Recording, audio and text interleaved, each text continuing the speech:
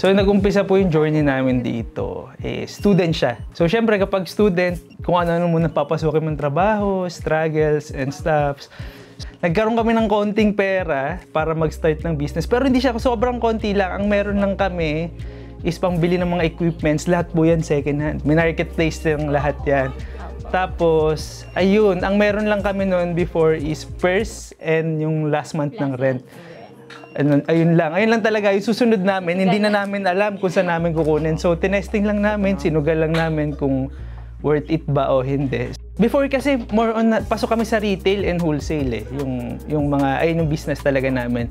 So, dito, we wanted to start something din na sa amin talaga. Kasi, parang mas okay pa rin kapag may nabibuild ka na para sa inyo talaga, di ba? Ayun.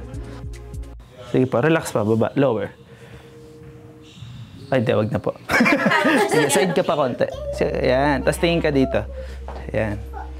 Yan, ready? 3, 2, 1. So, may knowledge naman kami sa photography and sa video. Sa Pinas pa lang. Ayun, tinuruan din ako ng brother-in-law ko sa lahat ng mga alam niya. May mga studio rin siya sa Pinas. Una namin ginawa, mga full shoot muna. Siyempre, wala pa kaming portfolio ng Canada eh. Tapos, ayun. Nag-umpisa, nag-cover na ng mga weddings, birthdays, events. Hanggang sa tuloy-tuloy na.